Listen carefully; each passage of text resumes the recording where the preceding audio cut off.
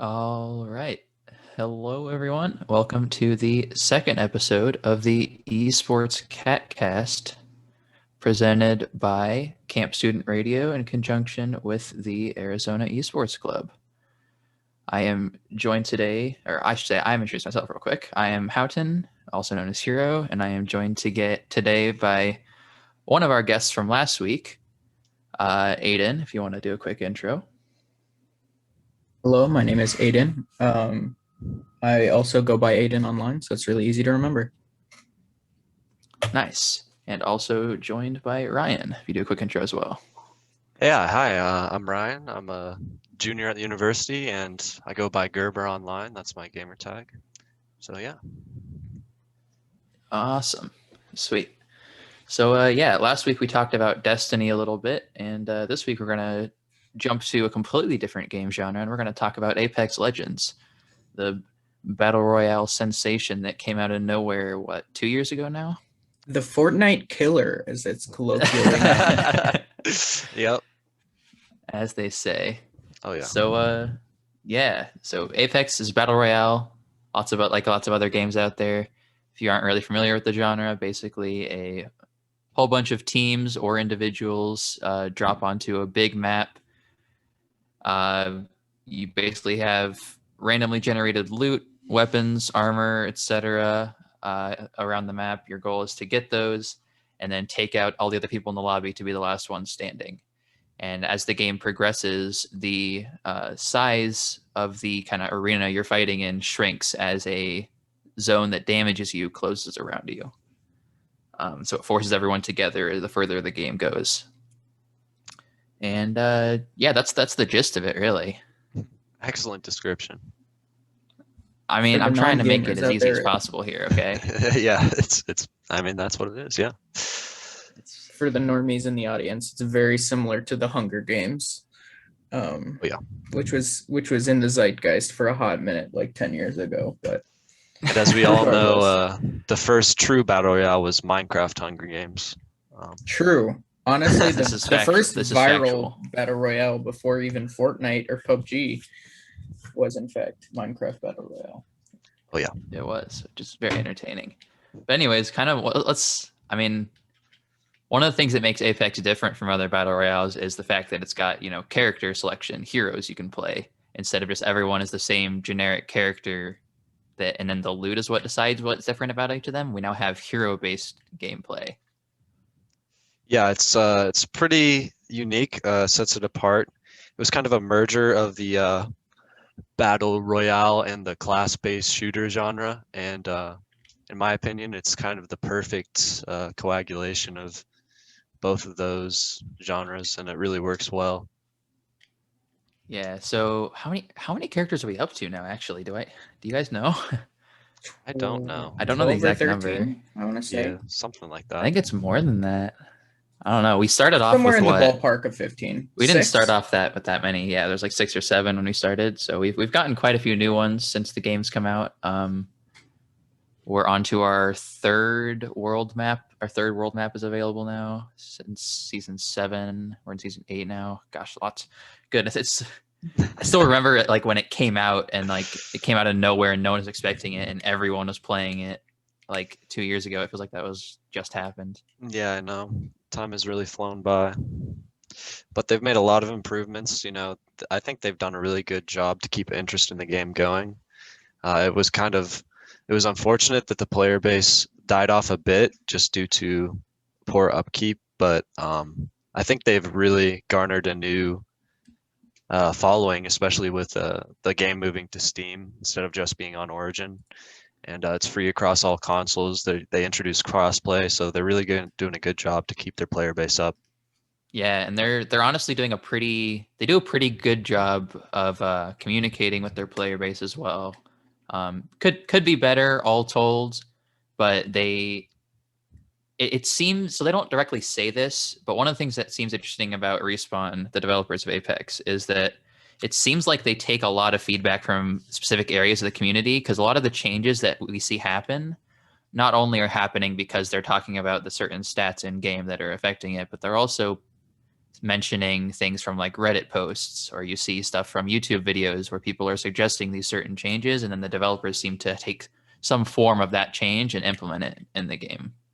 Yeah, it's kind of neat. I really like the way they do it too, because like for example, a character that was recently nerfed was Horizon, a character whose main like class ability is to like toss down an object that floats themselves and teammates and enemies up into the air, which makes them very difficult to hit. So at like low to mid levels, you don't see the character very much, just because it's not like a very flashy and interesting character to like the average, average Joe Schmo playing in like silver. But at high levels, people were really having issues with the character because you could spam this like combination of movement and CC and all of that built into one, and people were, coming and having issues with it. So I think it's really interesting that they took into account, not the average player's experience, but they're also willing to listen to like the more serious high end players as well. Yeah, for sure. Just to add to that, I also know of Respawn actually taking their new content to pro streamers and community content creators, such as new characters, and actually getting direct input from them before the character is even released.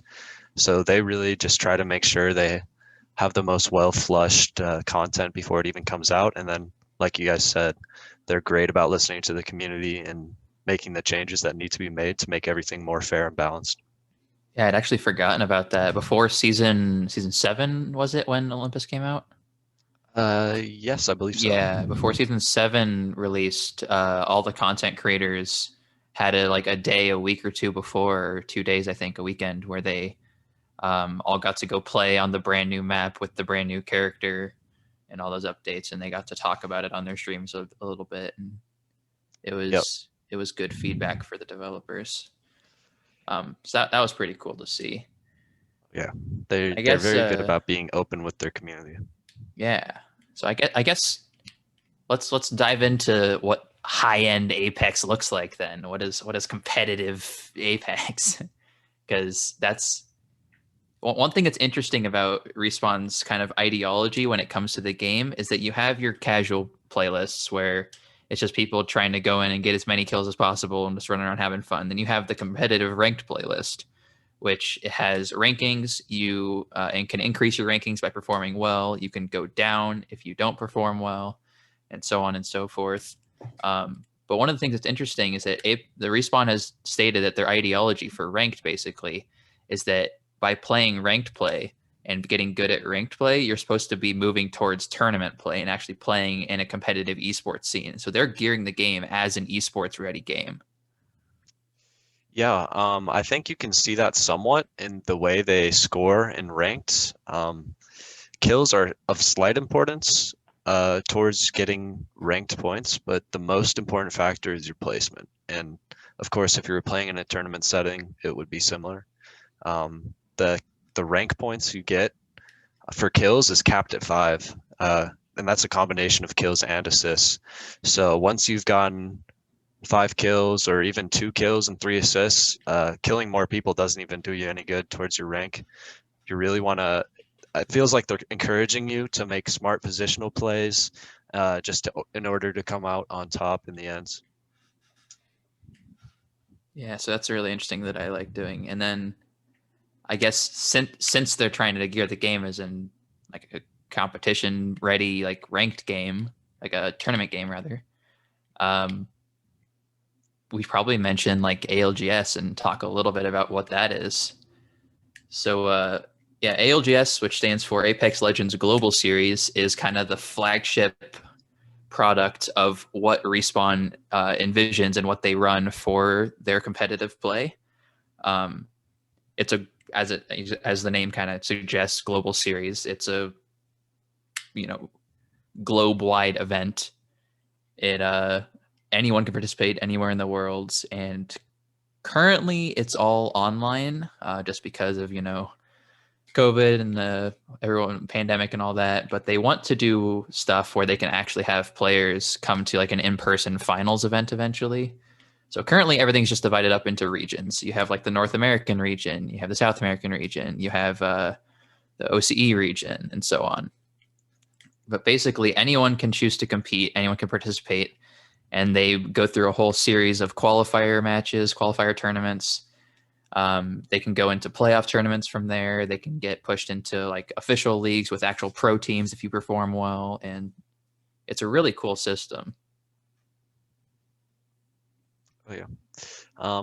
Yeah, you can see there's a lot of pro orgs that actually have teams in Apex that compete. So it's not a rinky-dink operation, I'll say that much. Yeah, for sure. Yeah, teams like TSM, NRG all have, I'm not super knowledgeable in the pro scene, but major organizations are involved in this. So yeah, but I mean, I guess we do have some experience in the community tournament scene, though, right? Right. Yeah, which is a similar format to the ALGS, just more. I don't know. I don't know how to say it. Low key. Well, it's community organized. Casual. Casual. Filthy casual. Not a $500,000 prize pool. Yeah, that's another big difference. But yeah, so since Respawn kind of has this tournament platform, this model they're putting in with ALGS, there's lots of communities that are also given the option to host their own like private tournament lobbies as well. And I guess since we are members of an esports club, and this is an esports podcast, we like to talk about the competitive side of things. Yep. So Gerber and I and Alpha, one of the other hosts who was not able to join us this week but was here last week, are currently competing in a team in a community tournament called the Apex Legends Spark Series. And we just finished our second week yesterday, right? Yeah. Yep. Second week of play. It's 4 games we go Tuesdays at 5 p.m. we start. It takes a couple hours. We play 4 games. Same ranking as ALGS. Same point system. Same point system, yeah. And yeah, we're doing pretty good so far, I'd like to think. Yeah, we're 6th overall now? Yeah, 6th out of 57 teams? 57, yes. I think. Oh yeah, it's close to 60 teams. Yeah. Yeah, it's about 60 teams. Yeah, not to toot our own horn, but I mean, before that last game, we were third, tied for second overall, I think. Yeah, we were, and we're actually still only like 6 points behind second place, I think. So yeah, I think 5 points even, because I think it was 117 points and we're at 112 right now. Yeah. Yeah, so I think we're 5 points behind the second place team. So we're basically neck and neck for the top ranks in the league. And then, what is it? After 6 weeks of doing those tourneys and collecting points, the top 20 teams move on to like a finals playoff weekend. Yeah, it's I think it's 5 weeks. There's 5 group stage events, and then the 6th week will be the final, I believe. Gotcha. Yeah. But yeah, so we're basically just playing in a round robin tournament with a bunch of other groups, competing to gather as many points during the weeks of our play, and then from there we dive into a finals match. Should we, make the finals match? Tuesdays on twitch.tv/UA Esports, by the way. Shameless plug. Yeah, there you go. Shameless plug. Love it.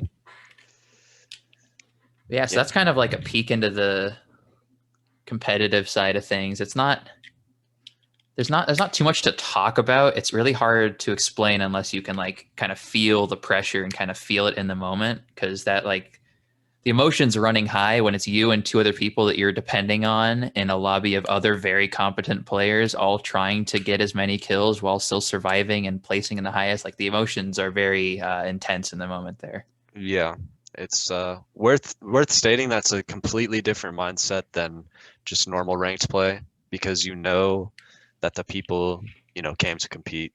They're there to win. And they make some very smart plays, and you have to adjust constantly on the fly. But we've been working on our teamwork, our coordination, and we're I think we're a great team, honestly. We Yeah, I communicate really agree. well, so I'm happy with it, and we're gonna do our best to just keep grinding, keep getting good amount of points each week, and end up in the top 20. Yeah, that is the goal. You have any input here as a spectator watching it and someone who's got a little bit of experience in Apex, Aiden?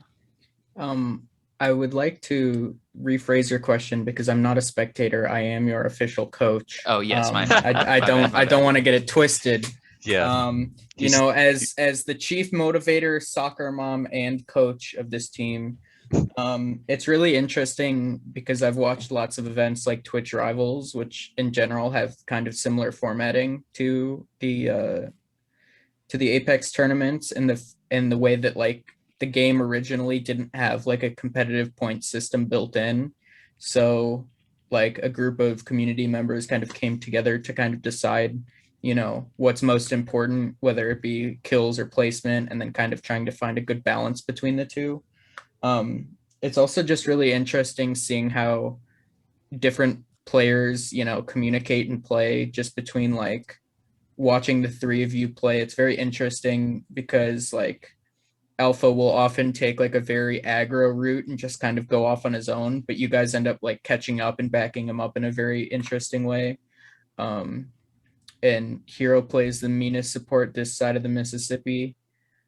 You know, keeping everyone safe while also kind of, you know, adding chip damage to get everyone's shields up. So as a, you know, somewhat spectator with, you know, a very big investment in it, it's so much fun watching, you know, not only just you guys compete but also succeed.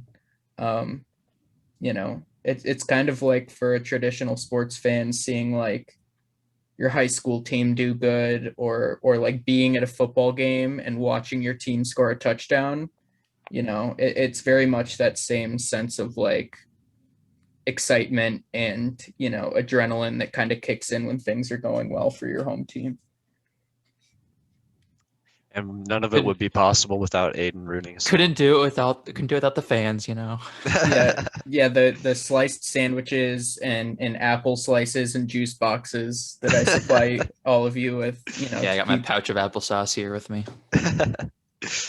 Yep, it's low very key. important. We gotta get more gamer juice from the esports club so we can keep the gamers fueled up round the clock. It's very important. Yep. We are in fact sponsored gamers, so Heck yeah. Yep. So would you two like to explain kind of the roles you play in the tournament setting, like what characters you play and how you find yourself playing most of the time? yeah, that'd be fun. Sweet. Why don't you start off, Gerber, with that? Well, I play as Horizon. We talked about her briefly earlier. She has a couple of abilities. Every character has a passive ability, an active ability, and then an ultimate. So Horizon's passive ability is when she falls, she doesn't have any. Usually, when you fall, you have some stun when you hit the ground if you fall from a height, and it stops you from moving for a couple seconds. Her passive ability just removes that. And then we talked about her active ability. It shoots her up in the air, and it's also important to note that she is able to shoot accurately while in her ability, which normally you can't shoot accurately in the air. And then her ultimate, she can throw a black hole, which sucks people in. Sounds so much stronger than it is. And it creates a small AoE that sucks players in, which is useful for like getting people out of position or just like being able to stack nades onto a certain spot. Yeah, But that's one of her, the common strategies with that is you'll throw the ult and then throw a bunch of nades in there to try and hit all the enemy teammates at once. right.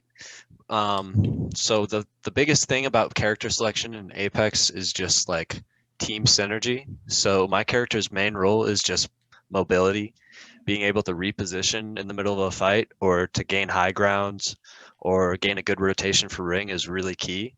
So that's my character's whole role, is just making sure we're always in the right spot, basically, is how I would Yeah. describe it. So I'll jump a bit more into team roles in a second after I kind of introduce my own role here. Because I have a bit of an I'm a bit of an obsession. I have a bit of an obsession with labels and like giving a name. So like I consider you the micro leader basically. So you're in charge of our positioning on a smaller scale, getting us into the right places, moving us towards a fight, away from a fight if it's close, that kind of thing. Yeah. But anyways, yeah. So Grove plays Horizon. I play Bloodhound. So Bloodhound is in the way that we're playing them in our team composition, very much the one who manages all the information. So Bloodhound's passive ability is that you can see where other people have been. You see little footsteps on the ground. You see that a person has used the zip line 45 seconds ago, and so you know they went that direction.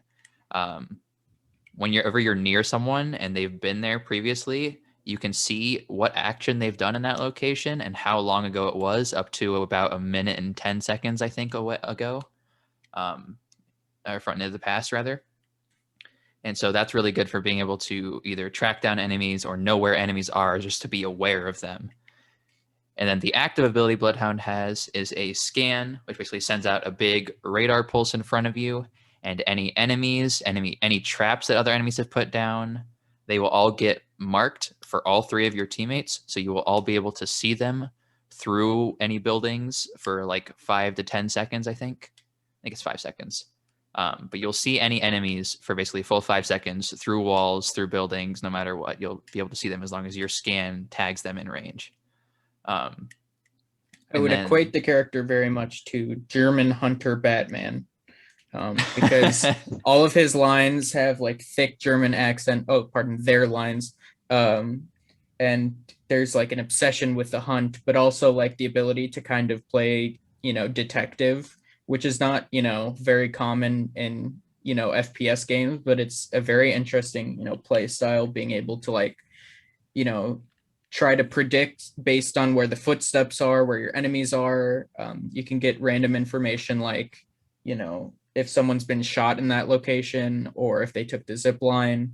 And so like little things like that allow you to kind of like piece together, where enemy teams might be, or like whether they've just gotten into a fight, or how, like a radius that they could have traveled to, which kind of like gives that information. But also the scan ability is just kind of insane, when combined with other abilities. Being able to see enemies through walls is infamously like, one of the biggest upsides you can get in most FPS games. So it's basically a legal wall hack. yeah, not to mention the fact that when Bloodhound is using the ult, they can spam the hell out of it. So you can just scan like every 5 seconds, just 6 seconds. 6 seconds on cooldown, just back to back to back. So yeah, so Bloodhound's ult, you basically when you pop it, the entire screen goes grayscale. You have it, this will be active for what, 35 45 seconds, something like that. It's a good while. But during this period of time, everything's grayscale, and then enemies are highlighted red. So you will always be able to pick out enemies from the background, which makes aiming at them really nice. You move faster during this time as well, by a good amount. I think it's like a 50% move speed increase. And then your scan ability, your active ability that we were talking about, is like I had mentioned, on the 6 second cooldown. So you can constantly keep information up for your teammates, as well as kind of swinging wide or like taking a flank route with your extra move speed during a fight and stuff like that. So anyways, yeah, so Bloodhound, that's the kind of information character, the one who can track things down, keep everyone in the know of what's going on. So that's what I play as. I am our in-game leader. So that means that I handle all of our macro information in terms of like, I look at the map, I see where the ring is going for where it's forcing all the players to move, and I make a decision like, hey, we're here right now. We needed to get to this building on the other side of the map, and we need to move there as the ring's closing, or we need to go there now. It's my job to collect all the information and to make the big decisions on when we're going to go somewhere, if we're going to push towards that fight on the other side of the hill, or if we're going to go away from it because it's like out of our way and we don't want to end up in a third party situation where we get pushed. Basically, I'm just in charge of making those big decisions. And then that ties in with Gerber, who's in charge of the more micro decisions in terms of we're going to play this high ground, or we're going to push right on. There's 2 teams around us. We're going to commit to this team over here.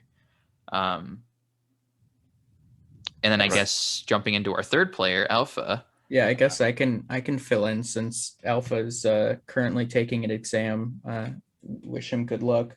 But he plays Gibraltar, who's a very awesome Pacific Islander Samoa inspired character. He's a big chunky boy. And that's kind of, his kit is kind of built around kind of being like a tank.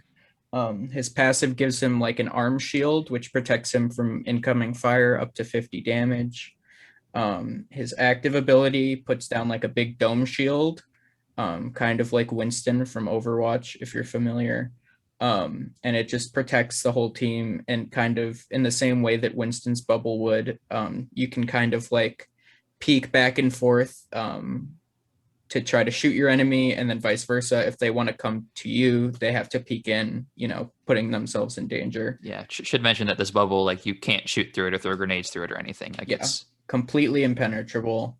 And then his ultimate ability is kind of similar to some other characters. He'll throw out like a smoke, and then it'll drop down a bunch of explosives. The only orbital difference, barrage, basically. Yeah, the only difference with his is that the radius is a little bit smaller and the damage is a little bit higher just because of the smaller radius. So it's very difficult to use properly, just because like once people know that it's coming, they can kind of quickly move out. But if you time it with like other abilities and coordinated pushes and stuff, it can be like a very dangerous tool.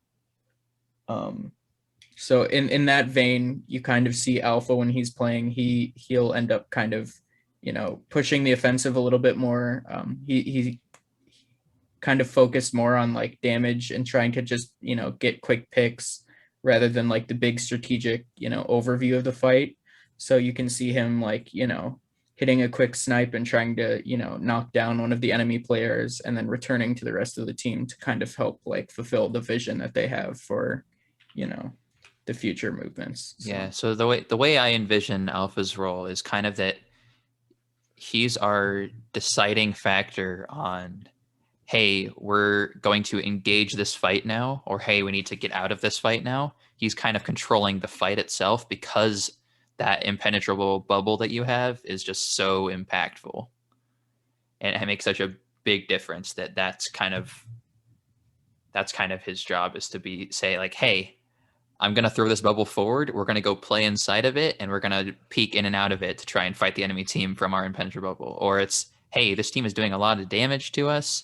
We kind of need to get out of here. He can throw it down, and we can have a safe like line of sight from right behind us to basically run away through, that kind of deal.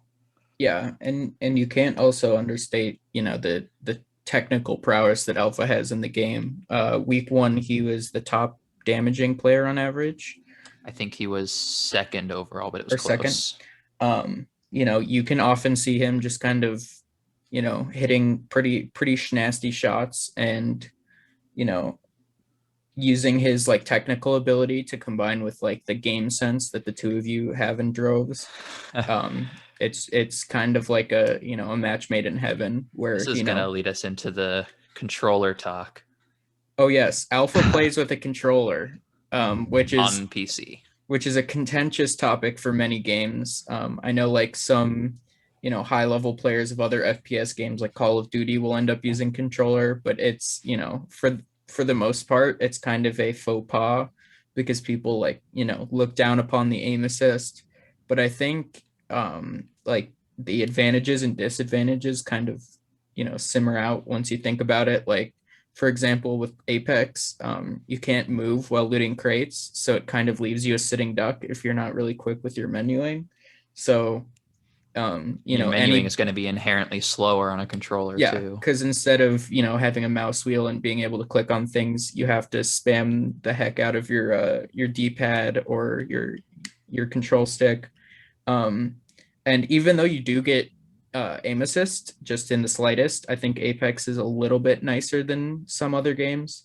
Apex is honestly stronger than most other games. Yeah, you do end up having the issue of what people like to call controller turning, which is if an enemy in any way turns, like gets behind you, jumps over you, anything like that, you'll hear the creaky door noise of the controller player slowly turning around while the keyboard and mouse player has already, completely knocked him down and taken care of it. But at the same time, the reason why people like controllers is because there's an inherent difference in the way that controllers are handled in the game versus mouse and keyboard. So controllers are given aim assist. So what that means is that when you are kind of pointing your crosshairs towards an enemy and they start running around, to not fully, but to some degree, your reticle, your crosshair will be automatically pulled towards them as they move. So it's assisting your aim essentially. And on mouse and keyboard, you don't have that because your aim is fully controlled freely by that mouse. One way I like to think of it is I think there's two major skill gaps in Apex that just separates the good players from the bad players. And one of them is aim, and one of them is movement, because Apex has such a complex and fluent movement system. And I think just being on controller, how I like to think of it is it increases your skill in aim, but takes away some of the nuanced movement that you would be able to do with a mouse and keyboard. And I think that's kind of how they like to balance it out and make it more fair. Because if you could move on a controller like you could move on a mouse and keyboard and you still got that aim assist, it would be a no-brainer. Just everyone would be using controller. But I think that's part of the reason why Alpha likes sniping. The movement is more inconsequential at long range. So it really plays to his strengths. Yeah. So Alpha is kind of our sniper of the group, where he'll usually be running a sniper, while I usually focus on having at least a shotgun up and ready and some mid-range auto rifles. Is generally where I tend to focus. And then I just have almost always purely short range, just because of how meta it is. But I mean, I like to have a rifle if I can, just for mid-range engagements, but I'll often end up with an SMG and a shotgun, so I'll be locked into those short-range engagements for the most part. You have a weird love-hate relationship with the wingman too. Yeah. As every player does, to be honest. I mean, I love it when it loves me, and wingman can be really good at long range, but it's pretty difficult to use, just mostly because of the fact that you can't put a big scope on it and just aim super far away. But it's like those like meme pictures you see where it's like a pistol, like someone's got a just casual sidearm with like a sniper scope on it, right. And a grenade launcher and stock. And like, you gotta get the whole thing. Like all of the attachments on just like a little Colt sidearm or something. But yeah. Speaking of weapon balance, I'm curious to hear your two inputs kind of on the state of shotguns in the game right now, because there's three of them, one of which is the Mozambique, which is like a little handheld one. Which is the best one in the game. Yep, best in the game for sure. Very sarcastically, because it's widely considered like the only one that you don't really want to take to end game. And then your two other options are the EVA 8, which is kind of like a semi-automatic, like higher fire rate but lower impact shotgun. And then there's every early drop player's least favorite gun in the game, the Mastiff, which has very like moderately low fire rate but insane damage. So I was just curious to see like how you two feel about the balance of them. I know Hero has had some mauled moments with the Mastiff before. I like where the Mastiff's at right now. I'm just gonna say that right off the bat before I do anything. They nerfed it recently, so it doesn't hit quite as hard, and the bullet spreads a little more, and I think it's in a much better place than what it was. So Mastiff, for those who don't know, has kind of been a little bit of an oppressive force in the game, in my opinion, to the point where when you shoot the Mastiff, it spreads out a horizontal fan of bullets, essentially. So you'll be able to you'll hit a lot of shots when you're not quite fully aiming at someone just because of the spread of the bullets. And for whatever reason, the Mastiff, if you actually did have like an on-target shot at close range for the shotgun, you'd be able to hit people for more than half their health, and you'd be able to just two-shot them in about, I think, like 0.8 seconds or something. Was how fast you could kill someone who had full red shields. It was a little ridiculous. So they decreased the damage per pellet in the shotgun recently, and they increased the spread of the bullets a little more. So it still is far more rewarding when you actually can aim better, but it'll also be it won't hurt as bad if you miss your shot completely, but also it doesn't hit as hard if you're shooting directly at someone. If someone has like full armor shields, they actually need to hit them like 3 times at least, and so it's kind of in a better shape as well for that reason, which I like. Yeah, honestly, my opinion is that the weapon balancing in Apex right now is probably the best it's ever been across all guns. I think they've somehow got it to a point where almost I can't stress this enough. Almost every weapon can be at least somewhat viable for endgame. Havoc would like to know your location. Yeah, that's why I said almost. L-Star. L-Star and Havoc. Yeah, but just to use shotguns as an example, when the game came out, the 3 shotguns in the normal loot pool were the Peacekeeper, the Eva 8, and the Mozambique.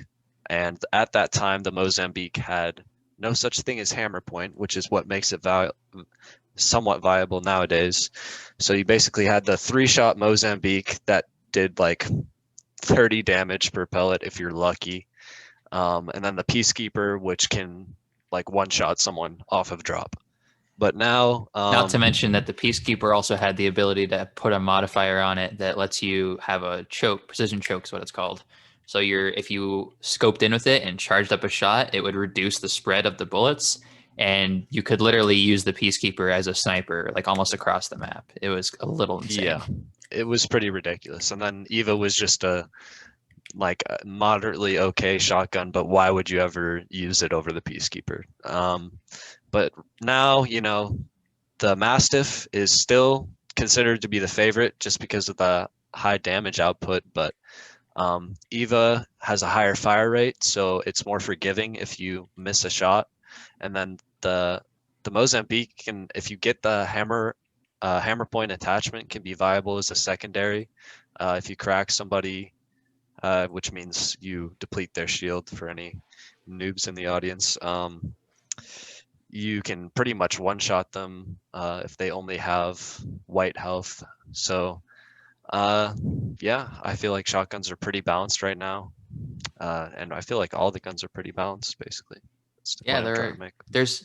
There are some guns that like don't hold their own, like we mentioned, like the Mozambique and the L-Star, which are kind of, you'll never really see them used towards the end of the game.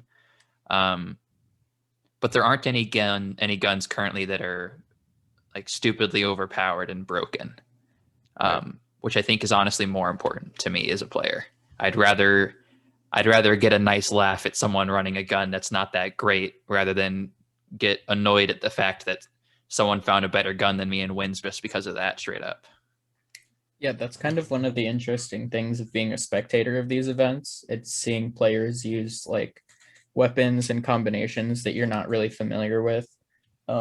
Hero specifically is a big fan of the RE45, which is a automatic pistol, which for the average player with mediocre to bad aim is completely useless, because if you don't drain your shots, it doesn't do that much, and you have to reload constantly. A player like Hero, who can kind of more consistently hit shots, can make use of what, to the casual player looks like one of the worst weapons you can pick up. Adversely, it's kind of the same. You'll see weapons that like casual players really like the L-Star or the P2020, just completely get, outclassed in every way by lots of other weapons. So it's interesting to kind of see the dichotomy between like the way that a casual would play versus the way that like in a competitive scenario people pick weapons. Yeah, for sure. Right. So I guess let's see, what else can we discuss here. So we've got this is an interesting topic. So I'm curious if you guys have any input on this. So in Apex we have 3 maps. We have Kings Canyon, which was the original map that was released when the game launched, although it's gone through I'll get there. Hold on. Kings Canyon released when the game launched, and then season 3, I believe it was when the second map was released, which is called World's Edge, and my personal favorite as well. And then more recently in season 7, we saw the release of the third and newest map called Olympus. And so over time, throughout the seasons, Respawn likes to do events where they change up the maps, where like, for example, a whole chunk of the world on Kings Canyon basically got destroyed, and so it's not there anymore, and there's like a whole wreckage built in there. And now there's like a big spaceship that was flying by that got shot down. And so now there's like this whole new area in Kings Canyon called Crash Site that was just released with season 8, where it's like a whole new area of the map, and there's new things to pop up here and there. There's stuff that goes away here and there. World's Edge was very, very different when it was released from where it is now. I think season 5 was when they had the epicenter explosion happen. And there ended up being like cracks in the world, lava everywhere, ice on the other side of the map. Like, stuff got crazy. But anyways, we have these 3 maps that have been evolving for a while now.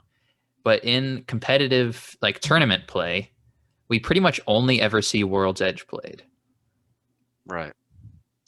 I think World's Edge is probably the most balanced map for competitive, and maybe that's why. In terms of just landing sites, rotations, loot pools, the size of the map. Before the newest update to Kings Canyon, it was pretty small compared to the other 2 maps. So I think all of those are factors. Plus, it's generally considered as the best map by pro players. I disagree. I like Kings Canyon more, but I think that's just the rose tinted glasses from my glory days of release. But yeah, I think it's a commonly held opinion that World's Edge is the best map. So I see why that competitors choose to, or whoever organizes competitions, that is, choose to do it on World's Edge. Yeah, I wanted to side note real quick. The Superior Battle Royale game, which came prior to Apex Legends, Fortnite did the evolving map first. Shout out to Fortnite. We all love Fortnite. It's the best Battle Royale game. But that being said, what do you 2 think can be done to kind of make, like, what are the issues that prevent Olympus and Kings Canyon from being more competitive maps? Well, my first thought with Olympus, at least, is that map is like brand new, so people are Cars. still what?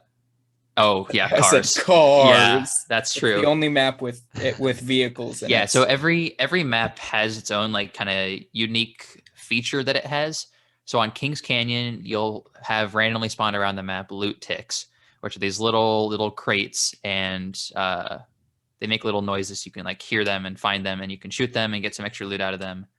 On World's Edge, there are these drones that fly around carrying these, or I guess they're icosahedrons or something like that. Big geometrical circle ball thingies that when you shoot the drone down, they drop this like big orb that you can just shoot and get more loot out of. On Olympus, the newest map, the kind of feature of that map is that we have, what is the actual name? Is it Tridents? Trident. Yeah, the Tridents. Yeah, the Tridents, which are basically these little hover cars that you can hop around and hop into and zoom around the map at high speeds, which makes what is pretty much by far the largest map in the game feel much smaller than it really is. Yeah, I believe that the whole point of Olympus being as massive as it is to try and solve the biggest complaint about the game by most, which is third parties every Apex player hates to hear those two words. Those two words are the bane of your existence. Um, but a third party is basically when you just finished fighting a squad, you're low on health, you're out of ammo, pretty much worst case scenario to get into another fight, and a third squad rolls up on you and you just get wiped. So I believe they tried to make Olympus bigger to solve that issue, so it's not quite as easy to get to a fight and third party it, which is somewhat dumb in my opinion. I think third partying is just an inherent feature of a battle royale. If you try and fix it too much, it just won't be a battle royale anymore. Because the whole point is you're all thrown in the same map together. And The whole point is that you plan around trying to be the third party and come in on that situation on other people and not get third partied. right. That's like the whole idea of how you, at its core, that's the strategy of Apex and a lot of other battle royales, is you want to fight people after they're fighting other people and not get fought after you fought someone else. Right. That's the perfect way to describe it. Kick them while they're down and don't get kicked while you're down. Yeah, Exactly. basically. So yeah, and then they're faced with this issue, like we have this huge map, but it takes you like 10 minutes to run from one side to the other just to get to the final ring. Well, we have to add some way of getting across the map faster. So they also have portals that take you across large chunks of the map. And then of course the tridents we talked about. So they tried to balance it out. In my opinion, it's not awful. It does somewhat help reduce on third parties, but it is a very different dynamic than the other two maps, and it's somewhat strange. It's really interesting because as almost as a result of we haven't seen Olympus in tournament play, so we don't really know what that looks like at all. But because of the fact that the map is so large, it's kind of, every map has their hotspots where people like to go here because lots of people like to go here, and because people like to go there, they all want to go there and fight right off the bat, and that kind of thing. Mm-hmm. And so Olympus has these like very, very, it's like those hotspots almost become so much more important, and like 90% of the lobby will all land in one place or like 2 or 3 places on the map, and you can almost count on that every game that there's going to be like 6 teams landing in this one location. And I think that's another kind of result of this big map, because when people play casual, they don't really care about winning as much. They usually want to go out and just, frag out and go get as many kills as they can and that kind of thing. Mm-hmm.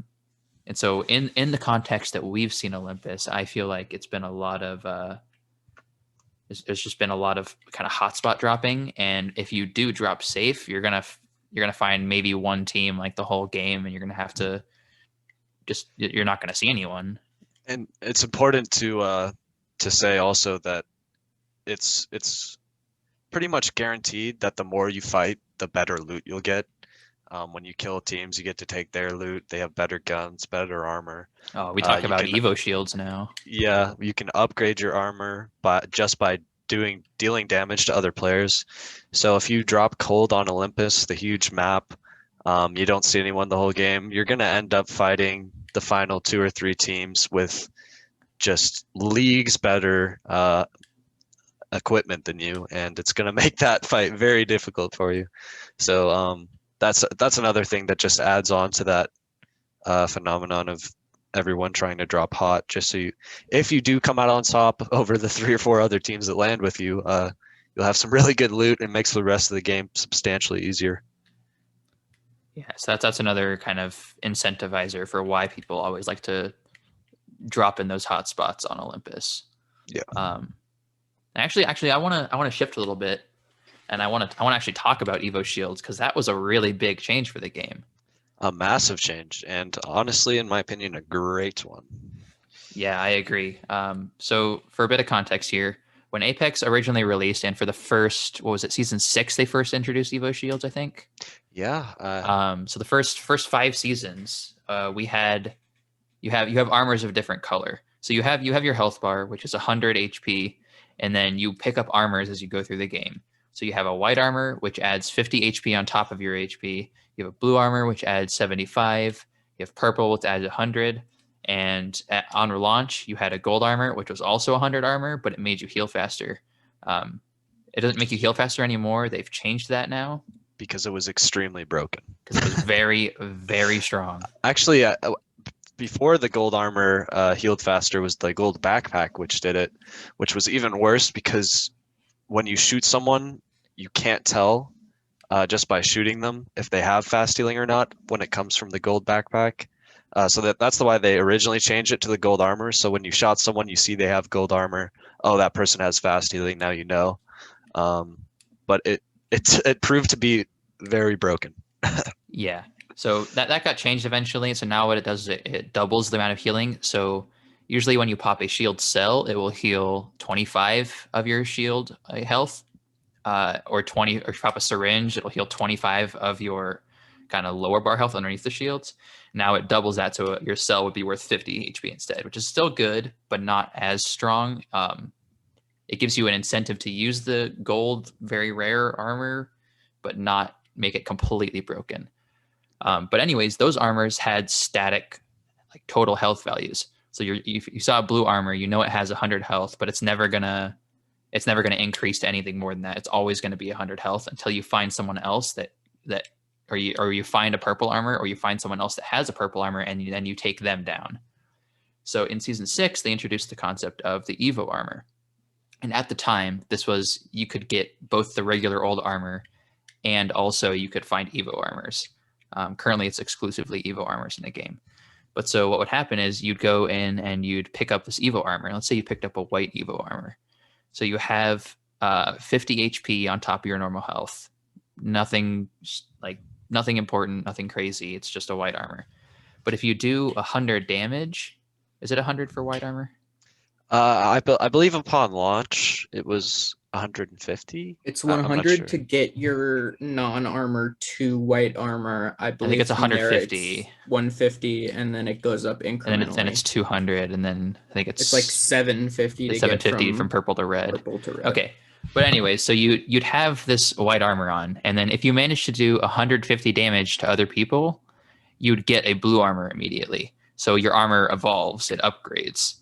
And this instead of punishing you for getting unlucky and not finding a good armor and just losing to the person who had better armor just because they got lucky, it adds a lot more of a skill factor in the game and removes a little bit of the heavy RNG. Apex is, because it's a battle royale and the loot is randomly spawned on the map, it is inherently going to be an RNG, random number generator. That's what we call randomness. It's going to be an RNG heavy game. But because of the way it was before with the armors, it was like RNG dependent. Everything mattered on what loot you got. And so by introducing the Evo shields, we reduced a little bit of that randomness factor and heavily increased the skill factor in the game. Yep. Yeah, it was very perfect. Yeah, nothing sucked more in original Apex before Evo armor than getting to the final fight and everyone has white or blue armor just because you didn't happen to find a purple armor. So this makes it at least, so even if you don't find a purple armor you get in fights, you'll be able to earn your way up to a purple armor and then have a more fair final fight, which is very nice. It is also great for tournament play as well, because as in tournament play, your goal is to stay alive. So people tend to kind of camp in their own areas and try to stay apart from other people as much as possible. So now you see lots of people running like snipers or more ranged weapons just because they can put in some damage and upgrade their shields. So even if you don't get great loot on drop, you can start putting in damage from range before you get in a fight, and you can increase your shield value. Which again is really interesting. So like if you see some like professional players or some streamers who play the game a lot, you'll see them play like a casual, and they'll drop and they'll pick up like a white or a blue armor off of their drop, and then they'll turn and start fighting people immediately, and they can get a red armor in 1 or 2 fights just because they're so like skillful and like dominant, and it rewards their skill for that as well, which is really cool. Yep. Great addition. So yeah, definitely a very impactful thing. Let's see. Is there anything else we want to discuss? Yeah, we've got 4 minutes left here before the next fantastic show comes on here. I'm not sure. I think I've covered everything I want to talk about this fantastic game. Yeah, I Recently came to suppose Switch. That's pretty interesting. Oh yeah, that one's pretty cool. They're I tried it out, and not only does the game perform very poorly, but also the reward you get for logging in does not transfer to your PC account. So if you are a PC player or a console player, don't even consider playing on the Switch. The only upside of playing on the Switch is if you have literally no other options, because it is by far the worst way to play the game.